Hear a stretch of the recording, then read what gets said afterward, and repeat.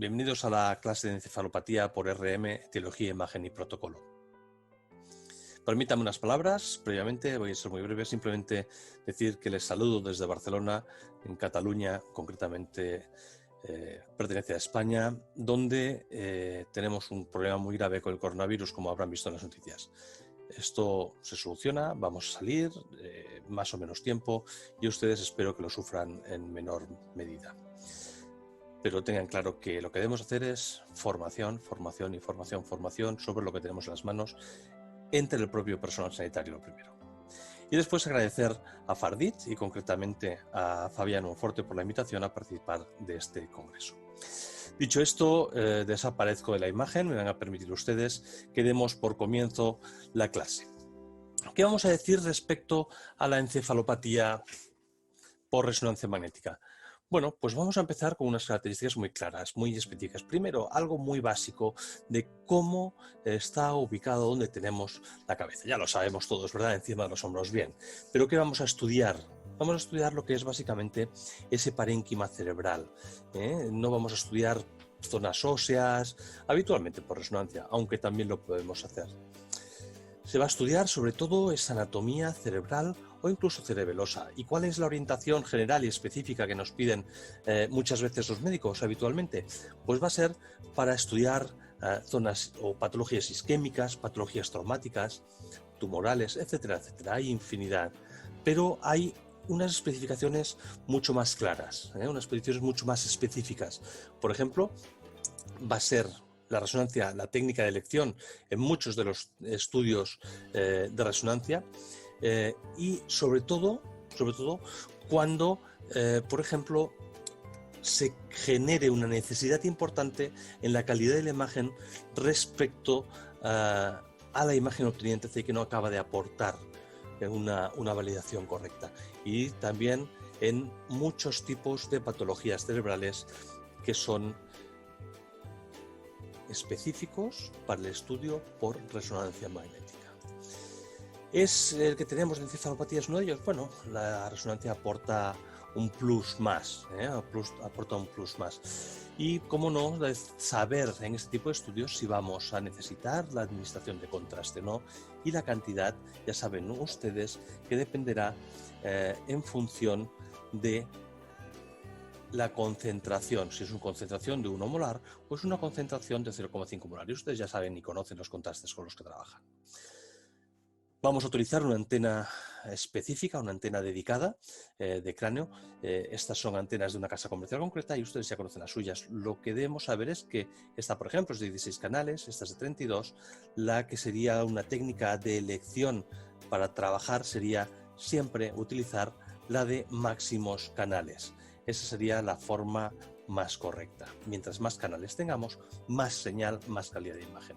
Y el paciente lo colocaremos de cabeza primero y en decúbito supino.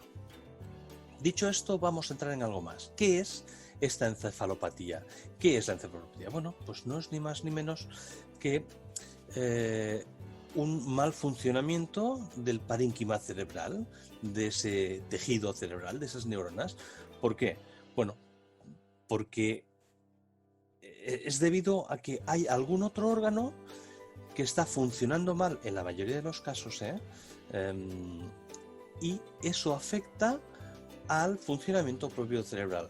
Puede ser por otras razones, por ejemplo, alguna isquémica, etcétera, etcétera, alguna vírica, pero básicamente vendría a ser eso, es un mal funcionamiento del cerebro por alguna razón, más o menos concreta.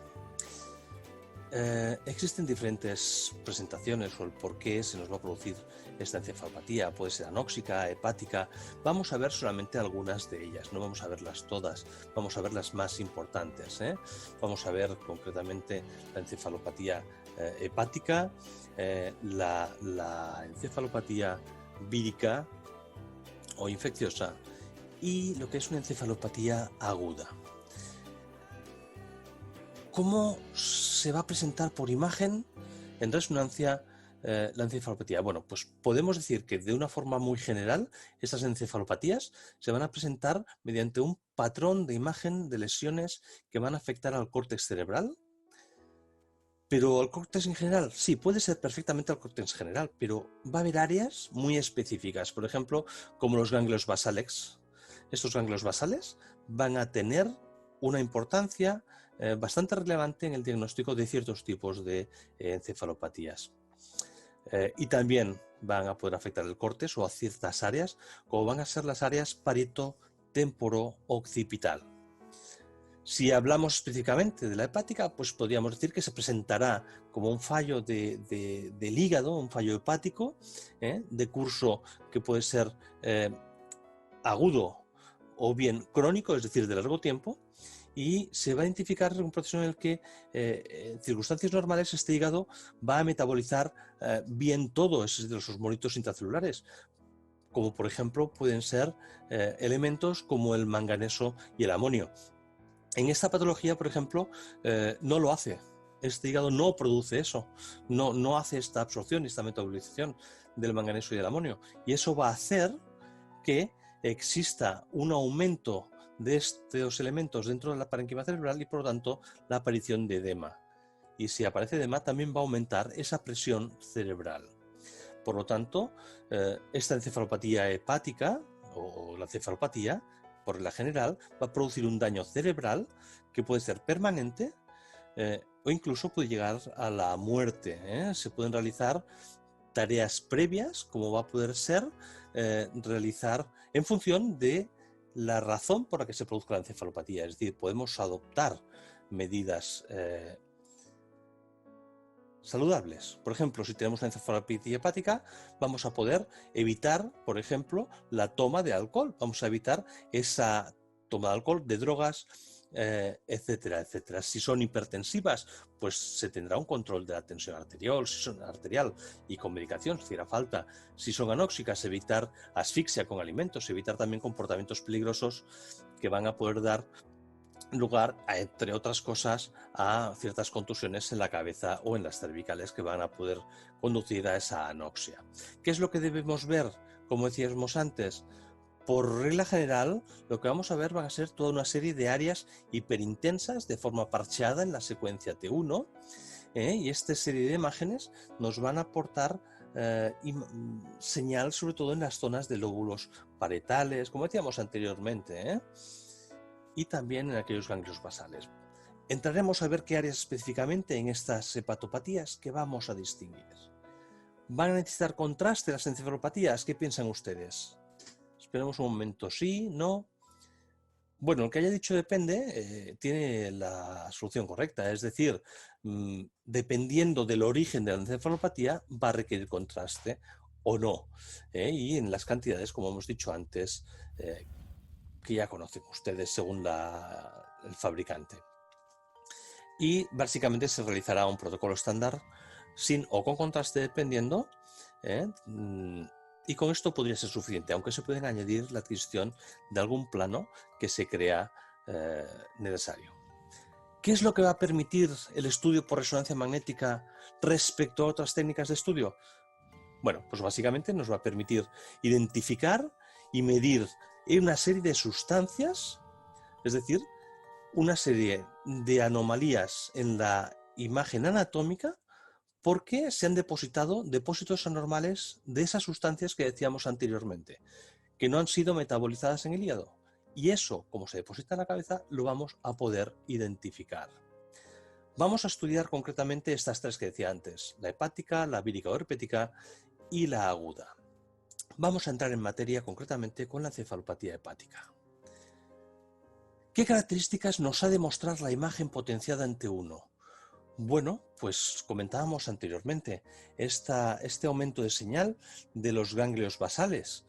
Fíjense ustedes cómo tiene un ligero aumento de señal, aquí esta forma más redondeadita, aunque pueda tener una pequeñita bajada de señal en el medio, pero tiene como una especie de aro alrededor. En la mayoría de ocasiones va a ser muy tenue. Y lo que decíamos, en forma de halo, vuelvo a reiterar, fíjense esta zona así un poquito más hiperintensa, tanto aquí como esta al lado, que va reseñando ese ganglio basal. ¿Qué decir de este tipo de hallazgo en T1, esta zona hiperintensa en ganglios basales? Es específica patognomónica de los de la encefalopatía hepática? No, no es específica, no es patoneumónica, perdón, pero sí que se aprecia siempre que existe esta patología. Se puede ver en otro tipo de patologías, por ejemplo, en otra encefalopatía, como por ejemplo es la hipoxigosquémica, o otro tipo de enfermedades que no vienen al caso en este momento. ¿Qué otras características nos puede presentar la imagen potenciada en T1? Bueno, pues por ejemplo, podemos apreciar la silla turca. Vemos la silla turca con la hipófisis en su interior. Fíjense, esta zona de hipófisis. Esta zona de hipófisis es un hallazgo bastante común en este tipo de pacientes. El tener la hipófisis la tenemos todos siempre que no haya una silla turca vacía, ¿verdad? Pero no es eso. Fíjense en la señal que tiene. La señal de la hipófisis debería ser de una forma intensa, importante, más o menos como esta área de aquí, pero en cambio tiene una imagen difusa, una señal difusa, tenue, muy flojita respecto a su apariencia más o menos normal o estándar que tenemos. Y la característica de la imagen en T2 en esta hepatopatía, encefalopatía hepática, perdón, en esta encefalopatía hepática. Recordemos que estamos en este ámbito, encefalopatía hepática. Esta imagen T2, exactamente en los mismos ganglios basales, en esa misma área, nos va a presentar un aumento, fíjense ustedes, ya no en forma de redondo, sino en la zona más interna incluso, una ligera o discreta área hiperintensa dentro de esos ganglios basales.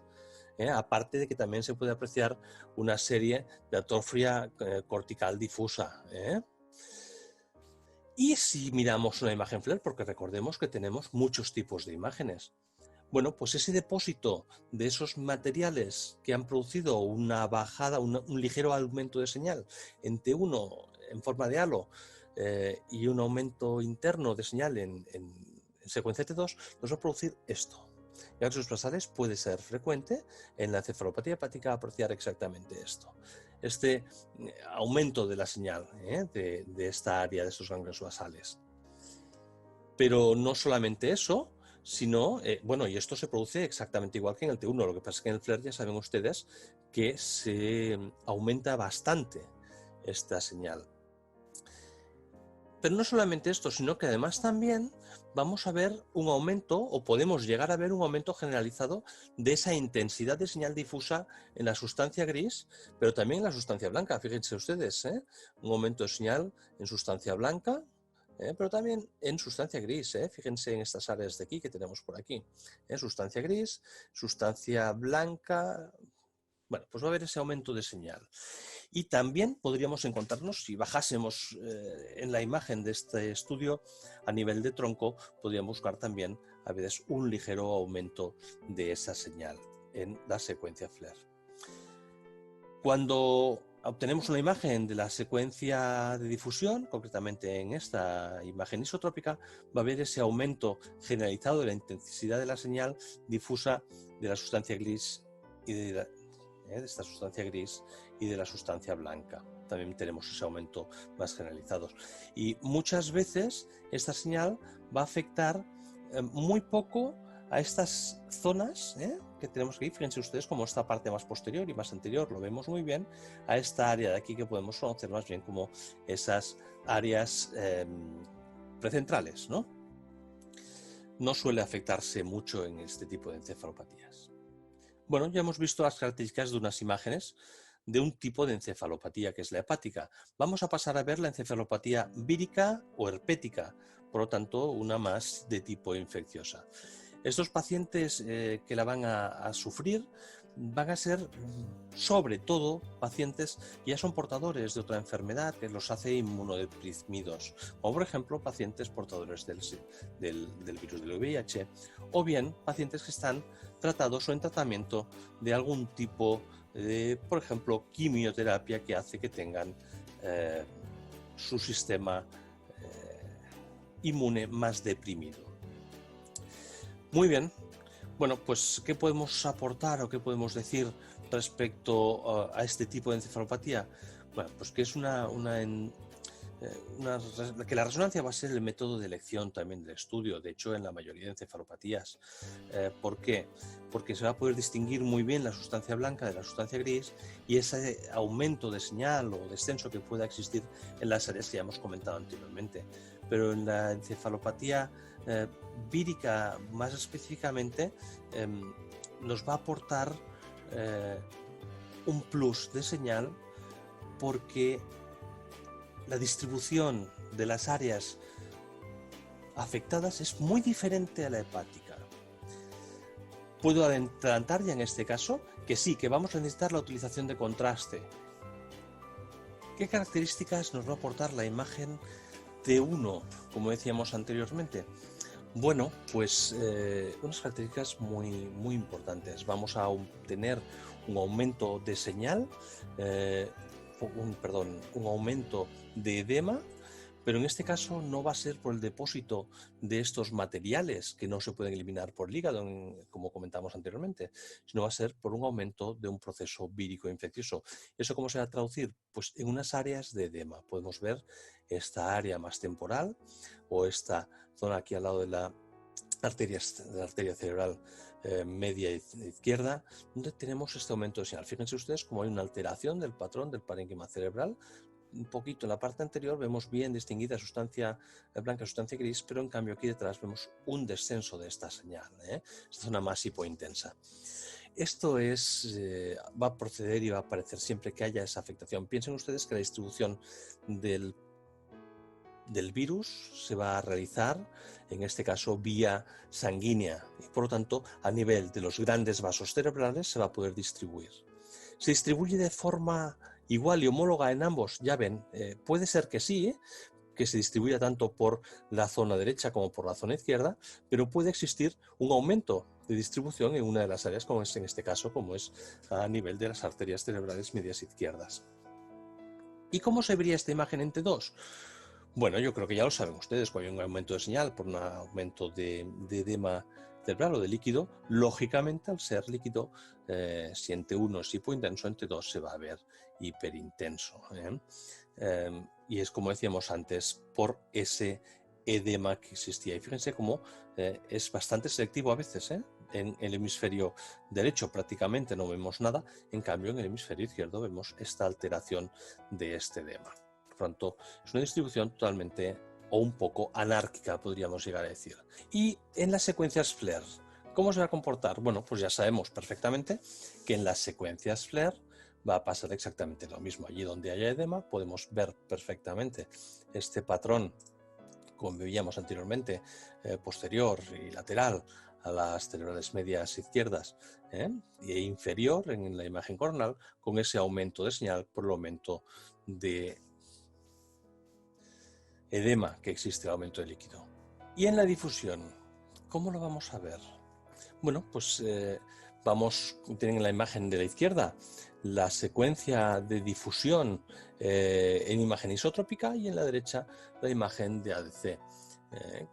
Porque, ¿cómo vemos? Pues podemos apreciar un aumento de señal en la isotrópica, pero también podemos distinguir un aumento de señal en la imagen de ADC. ¿Por qué? Bueno, porque no es un ictus, tenemos edema, todavía no ha habido daño cerebral, simplemente es un proceso infeccioso que está metiéndose en ese tejido. Pronto vamos a apreciar este aumento de señal en T2, lógicamente, que es lo que se ve hiperintenso en esta secuencia de ADC. Y hemos dicho además que vamos a administrar contraste. ¿Cómo administraremos este contraste? Bueno, vía venosa, ya sabemos, etcétera. ¿Y cómo lo vamos a visualizar? Pues fíjense ustedes, es terriblemente sencillo. En aquella zona donde hay edema, en aquella área donde hay edema, vamos a ver probablemente una captación. Fíjense al perivascular, como tenemos una captación muy importante, muy chula, y además que se distribuye hacia esa zona que podemos considerar como es una distribución de tanto del edema como del contraste centrífuga. Va saliendo de los vasos hacia ocupar el tejido. Desde este vaso es centrífuga porque fluye de ahí hacia el exterior, al igual que el edema que teníamos perivascular. Ya hemos visto dos tipos que son los más importantes de estas encefalopatías, de esta patología, y podríamos ver cómo apreciamos la imagen en una encefalopatía aguda. Vamos a presentar un caso. Vamos a tener esta imagen potenciada en T1. En este caso es una paciente de mediana edad, como pueden ver ustedes, tiene unos surcos medianamente elevados debido a la patología que tiene de base. Una paciente, en la imagen de la izquierda, esta de aquí concretamente, respecto a esta hay una diferencia de 6 días de obtención. Es una paciente que está en la UCI, una paciente que está en tratamiento de quimioterapia. ¿Qué ha pasado? Bueno, una encefalopatía aguda, precisamente química. Podemos ver un descenso de señal en esta zona de aquí, sustancia blanca, pero fíjense ustedes que en esta imagen de la derecha, 6 días después, este descenso de señal parece que es más intenso, aunque difuso en ambos hemisferios. En este caso, la distribución, al igual que la hepática, va a ser sí o sí de ambos hemisferios. Así como en la herpética podía llegar a ser una distribución de un solo hemisferio. Este descenso de señal, en T1, ¿cómo lo vamos a ver en una imagen potenciada en T2? Pues efectivamente, fíjense, la imagen de la izquierda, tenemos un aumento de señal de esta área, y en la imagen 6 días posterior de esta misma paciente teníamos un aumento de señal mucho más importante de una imagen respecto a otra. Fíjense en la diferencia. Al ser una encefalopatía aguda, además producida por un tratamiento, este aumento de señal en secuencia FLAIR es mucho más evidente en estas dos imágenes. Esta paciente, como pueden imaginar ustedes, está ingresada en la UCI y no fue un buen final. Existe lo que podemos nombrar o llamar una alteración de señal hiperintensa, tanto en T2 como en FLAIR, que afecta de una forma simétrica y difusa a toda esa sustancia blanca que tenemos alrededor de los ventrículos, por lo tanto periventricular, y también un poquito por encima del tentorio, ¿de acuerdo? Por lo tanto sería supratentorial.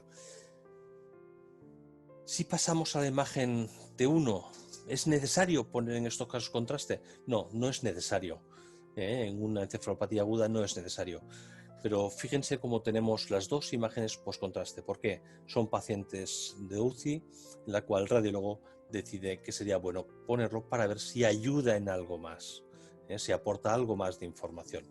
Pero pueden ver ustedes como en esa imagen que teníamos T1 de este patrón, no hay ningún tipo de captación a nivel periventricular ni supratentorial en ninguna de las imágenes, ni en la previa ni en la de 6 días posteriores. Bueno, con esto acabo de presentar la comunicación. No tengo nada más que decirles, espero que les haya gustado, que nos tengan presentes en cualquier otro acto de formación que quieran ustedes, y ya les avanzo que vamos a hacer alguna cosita más a nivel de formación específica en Latinoamérica. Un abrazo a todos, muchos saludos, cuídense y espero que nos veamos en breve.